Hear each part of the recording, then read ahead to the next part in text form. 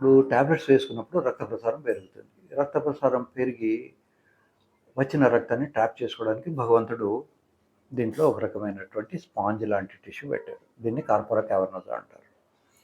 కార్పోరా స్పాంజియోజా అని ఇంకోటి ఉంటుంది. అది ఇజాక్యులేషన్‌కు ఉపయోగపడుతుంది. ఈ కార్పోరా క్యావర్నోసా అనే టిష్యూలో ఉన్న స్పాంజ్ రక్తాన్ని పట్టేసుకుంటుంది. కొద్దిసేపటి తర్వాత అది రక్తాన్ని వదిలేస్తుంది. యూజువల్‌గా 5-7 మినిట్స్ యావరేజ్‌గా అది రక్తాన్ని పట్టి ఉంచుకోవాలి. ఈ 5-7 మినిట్స్ కన్నా తక్కువ ఉన్న వాళ్ళకు మనం ఎర్లీ ఇజాక్యులేషన్ లేదా ప్రీమెచ్యూర్ ఇజాక్యులేషన్ అనే పదం వాడతాం. తొందరగా గారిపోతుంది అని చెప్పే వాళ్ళకు అది ఆ స్పాంజ్ రక్తాన్ని వదిలేస్తున్నది అని అర్థం. ఒకసారి అది రక్తాన్ని వదిలేస్తే అంగం మెత్తబడిపోతుంది. మెత్తబడితే లోపలికి వెళ్ళడం మానేస్తుంది. It's simple mechanism. సో అంగం గట్టిగా ఉండాలి అంటే ఈ స్పాంజ్ లాంటి టిష్యూ కార్పోరా క్యావర్నోసా రక్తాన్ని పట్టుకోవాలి. ఈ వయాగ్రా లాంటి టాబ్లెట్స్ మనం ఇచ్చినప్పుడు రక్తాన్ని ట్రాప్ చేసి పెట్టుకునేందుకు, రక్త ప్రసారం పెరిగేందుకు రక్తనాళాల డయామీటర్ పెరుగుతుంది.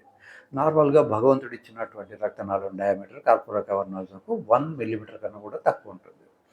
ఇదే హార్ట్కి వచ్చే రక్తనాళాలు 4-5 మిల్లీమీటర్స్ ఉంటుంది. వాటిలో స్టెంటింగ్ వగైరా జరుగుతుంది.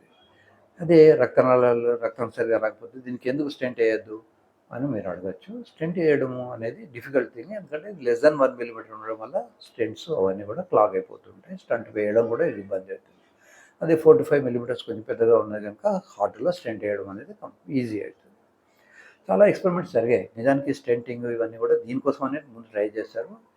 దీంట్లో అవి ఎఫెక్టివ్గా లేనప్పుడు కార్డియాలజీ డిపార్ట్మెంట్కి వెళ్ళాయి. కార్డియాలజీ వాళ్ళు నిజానికి పల్మనరీ హైపర్టెన్షన్ అని ఒక కండిషన్ ఉంటుంది. ఆ కండిషన్లో వయాగ్రా అనే టాబ్లెట్ వాళ్ళు వాడేవాళ్ళు. వాళ్ళకి అనుకోకుండా పేషెంట్ కంప్లైంట్ ఇచ్చినప్పుడు ఇది అంగం గట్టిపడుతుందంటే ఓహో ఇదేదో బాగానే ఉంది కదా అని ఫైజర్ కంపెనీ వాడు దీన్ని అసలు సెక్స్ కోసం అని వాడు దాన్ని డిస్ట్రిబ్యూట్ చేశాడు. కనుక ఆ డిపార్ట్మెంట్ మాకు వచ్చాయి, మా డిపార్ట్మెంట్ నుంచి అక్కడికి వెళ్ళాయి. రక్త ప్రసారం పెంచేందుకు కూడా వేరే రక్తనాళాలని తీసుకొచ్చి ఇప్పుడు ఎట్లయితే హార్ట్కు తొడలో నుంచి ఒక రక్తనాళాన్ని తీసుకొచ్చి దీన్ని కొడతారో దీన్ని కూడా కుట్టి అలా ట్రై చేశారు. కానీ అవన్నీ ఫెయిల్ అయినవి. సో వాస్కులర్ సర్జరీస్ అన్నీ కూడా ఫెయిల్ అయిపోయినాయి. దీనికి పెట్టాల్సిన స్టెంట్స్ అన్నీ కూడా ఫెయిల్ అయిపోయినాయి. అప్పుడు దీనికి స్టెంట్ పెట్టడం కాకుండా దీన్ని ఇంప్లాంట్ పెట్టడం వల్ల దీన్ని సక్సెస్ చేశారు. ఈ స్టెంట్లో అన్నీ కూడా హార్ట్కి వెళ్ళిపోయినాయి. దాన్ని హార్ట్ వాళ్ళు కార్డియాలజిస్టులు, కార్డియోథొరాసిక్ సర్జన్స్ దాన్ని బాగా పాపులర్ చేశారు. సో మళ్ళీ మొదటికి వచ్చేస్తే ఎంత సైజు ఉండాలి? 3 సెంటీమీటర్ల కన్నా తక్కువ ఉంటే సెక్స్ చేయడం ఇబ్బంది అవుతుంది. అలా మరీ తక్కువ ఉన్న వాళ్ళకు మనం లెంథనింగ్ సర్జరీ అని ఒక సర్జరీ ఉంటుంది. ఆ సర్జరీ చేస్తాం. కొద్దిమందికి లెంథనింగ్తో పాటు హార్డ్నెస్ కూడా ఉండదు. అట్లాంటి వాళ్ళకు ఇంప్లాంట్ పెట్టిన తర్వాత 2 మంత్స్ ఆగి లెంథనింగ్ సర్జరీ కూడా చేస్తాం. సో లెంథనింగ్ సర్జరీ ఉంది. కొద్దిమందికి గర్త్ తక్కువ ఉంటుంది. నిన్న ఈవినింగ్ గర్త్ సర్జరీ చేసాం. అతనికి ఏంటంటే ఫ్యాట్ డిపాజిషన్, పొట్టలోంచి ఫ్యాట్ తీసి దీని చుట్టూ ఫ్యాట్ ఇంజెక్ట్ చేసాం. సో దాని గర్త్ పెరిగింది. ఇవి కాకుండా అలోగ్రాఫ్ట్ అని ఒక గ్రాఫ్ట్ ఉంటుంది. అది వేయడం వల్ల కూడా గర్త్ పెంచుతాం. సో గర్త్ పెరిగేందుకు కూడా చాలా మెథడ్స్ ఉన్నాయి. సో గర్త్ పెంచవచ్చు, లెంత్ పెంచవచ్చు, స్ట్రెంత్ పెంచవచ్చు. కానీ 3 కూడా కంబైన్డ్గా చేయడానికి రాదు. వాటికి ఇచ్చే ఇన్సిషన్స్ వేరు వేరు జగాల్లో ఉంటాయి. సో విత్ 1 or 2 months గ్యాప్లో 3 సర్జరీస్ కూడా చేయొచ్చు మనం.